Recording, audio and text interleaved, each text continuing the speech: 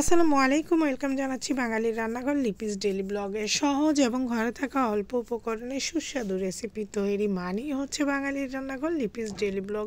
তো আবারও আপনাদের মাঝে হাজির হয়ে গেলাম অনেক লোভনীয় ডেলিশিয়াস একটি রেসিপি।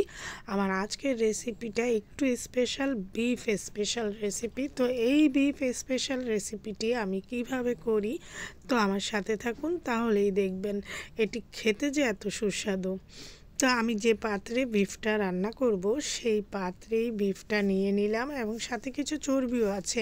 আর এই রেসিপিটি যে শুধু বিফ দিয়ে করা যাবে তা না, আপনারা চাইলে মাটন দিয়েও করতে পারেন। তো এবার এখানে আমি কিছু গোটা উপকরণ শুরুতে ব্যবহার করছি, যার মধ্যে থাকছে তেজপাতা। আর এগুলো ছোট ছোট তেজপাতা বিধায় 3টা দিলাম, একটা বড় কালো এলাচ দিয়েছি, আর হাফের চাইতে আর একটু কম জয়ত্রী ফুল দিয়েছি, সেই সাথে 3 টুকরো দারুচিনি 1 ইঞ্চির মতো, আর একটা বড় স্টার অ্যানিসের অর্ধেকটা দিয়েছি, 5-6টা দিয়েছি সবুজ এলাচ।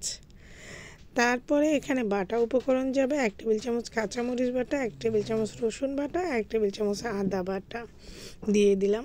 আর এর সাথে যাবে পেঁয়াজ বাটা। পেঁয়াজ বাটাটা হচ্ছে তাও 1 কাপ, তবে সম্পূর্ণ পেস্টগুলো একেবারে মিহি করে বেটে নিয়েছি। এখানে আধ ভাঙ্গা হবে না, একেবারে মিহি হবে। আর দিয়ে দিব সরিষার তেল, তাও 1 কাপের মতো। এটা চাইলে আপনারা সয়াবিন তেল দিয়েও রান্না করতে পারেন বা সরিষার তেল দিলে ভালো হয় খেতে। আর এখানে যদি টেবিল চামচের হিসাব করতে যাই, তাহলে এখানে 4 টেবিল চামচের মতো টক দই আছে। এবার কিছু শুকনো উপকরণ যাবে, আর শুকনো উপকরণের মধ্যে থাকছে ধনে গুঁড়া, জিরা গুঁড়া, কালো গোলমরিচ গুঁড়া এবং থাকছে জায়ফল গুঁড়ো। ধনে গুঁড়ো থাকছে 1 টেবিল চামচ, জিরে গুঁড়ো থাকছে 1 চামচ, আর কালো গোলমরিচ হাফ চামচ, আর সাথে থাকছে জায়ফল গুঁড়ো হাফ চামচের অর্ধেক। জায়ফলটা দিলে মাংসটা দ্রুত সিদ্ধ হবে। তো এগুলোকে আমি খুব ভালোভাবে একটু মিশিয়ে নিচ্ছি, স্বাদ মতো কিন্তু লবণও দিয়েছি। এবার খুব ভালোভাবে মিশিয়ে নিয়ে আমি কিন্তু চুলোটা ধরিয়ে দিয়েছি। এবার এটাকে আমি মিডিয়াম আঁচে রান্না করব। এখনও কোনো পানি দিইনি, মাংস থেকে অলরেডি পানি ছাড়বে। তা আপনারা দেখতে থাকুন, আমার সাথে থাকুন। আমার চ্যানেলে আমার রেসিপিগুলো যারা সবসময় ফলো করেন, আমার দর্শক যারা আছেন, যারা ইতিমধ্যে আমার চ্যানেলটি সাবস্ক্রাইব করেছেন, তাদেরকে অসংখ্য ধন্যবাদ, অনেক অনেক ভালোবাসা। আর যারা এখনও আমার চ্যানেলটি সাবস্ক্রাইব করেননি, তাদেরকে আমি অনুরোধ করব, প্লিজ আমার চ্যানেলটি সাবস্ক্রাইব করে পাশে থাকা বেল আইকনটি ক্লিক করে দিবেন, যাতে আমি নতুন কোনো রেসিপি আপলোড করলে আপনাদের কাছে পৌঁছে যায়। আমি খুব মধ্যবিত্ত ফ্যামিলির একজন গৃহিণী, অনেক স্বপ্ন এবং আশা নিয়ে এই চ্যানেলটি ওপেন করেছি। আপনাদের সহযোগিতায় পূরণ হতে পারে আমার স্বপ্নটি। তো বেশ কিছুক্ষণ পরে, প্রায় 6-7 মিনিট পরে আমি আবারও এটাকে নাড়াচাড়া দিচ্ছি। এখনও কিন্তু কোনো পানি ব্যবহার করি নাই। আর হ্যাঁ, আমি কিন্তু এই মাংস রান্নাতে কোনো পানি ব্যবহার করব না। কি ব্যবহার করব সেটা অবশ্যই দেখতে পাবেন।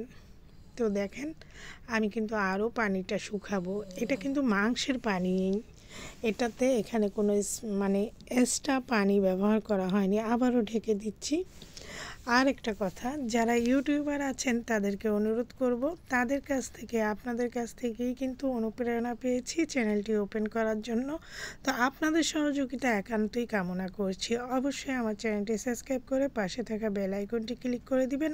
আর হ্যাঁ, কমেন্টে অবশ্যই বন্ধু হয়ে গেলাম লিখে দিবেন, আমিও দ্রুত চলে যাব আপনার চ্যানেলে। আর এভাবেই আমরা একে অপরের পাশে থেকে অনেক দূরে এগিয়ে যাব, এটা আমার বিশ্বাস। আর অবশ্যই আপনারা খুব ভালোভাবে জানেন যে একটা ভিডিও কতটুকু টাইম ওয়াচ করলে ইউটিউব থেকে আপনাকে একটা ভিউ দিবে, ঠিক সেইভাবেই আপনি ওয়াচ করবেন। আপনার কমেন্টের মাধ্যমেই আমি আপনার ওয়াচ বুঝে নিব। ধন্যবাদ সবাইকে।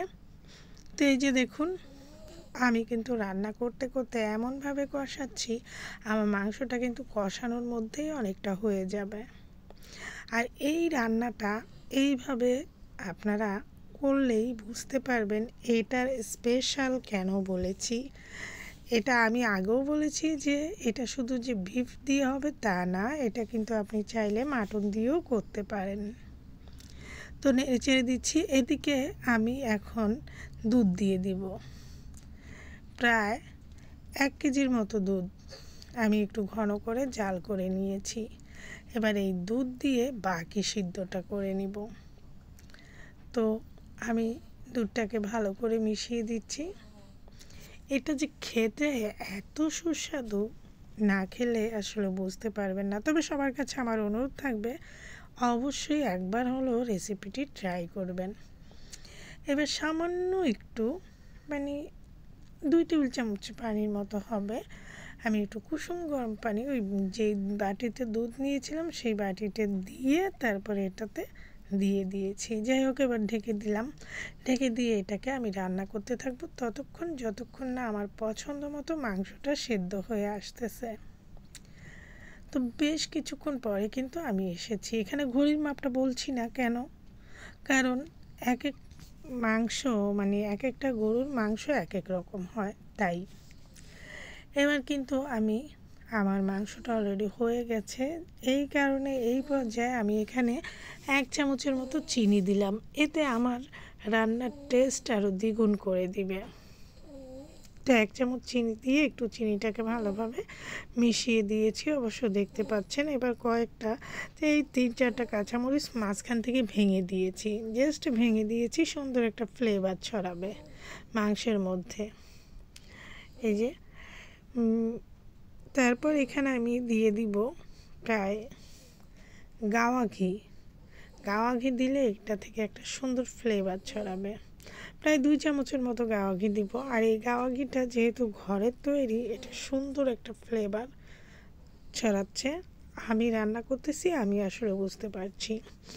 এবার এখানে যেটা দিব, 1 চামচের মতো কেওড়া জল দিয়ে দিলাম, যাতে একটা শাহি ফ্লেভার আসে। এত মজাদার একটা রেসিপি, একটা যদি ফ্লেভার আসে না, তাহলে আরও সুস্বাদু হয়। তো এবার উপর থেকে আমি পেঁয়াজ বেরেস্তা দিয়ে দিলাম। আর এর সাথে শেষ হয়ে গেল আমার আজকের বিফ স্পেশাল রেসিপিটি। তো আশা করি রেসিপিটি আপনাদের ভালো লাগবে। আর ভালো লাগলে অবশ্যই লাইক কমেন্ট শেয়ার করে আমার পাশে থাকবেন। ভালো লাগলে ফ্রেন্ডস ও ফ্যামিলির মাঝে শেয়ার করবেন। আজকে আমি এখানেই বিদায় নিচ্ছি। দেখা হবে অন্য কোনো দিন অন্য কোনো রেসিপিতে আপনাদের সাথে। ততক্ষণ পর্যন্ত ভালো থাকুন। আল্লাহ হাফেজ।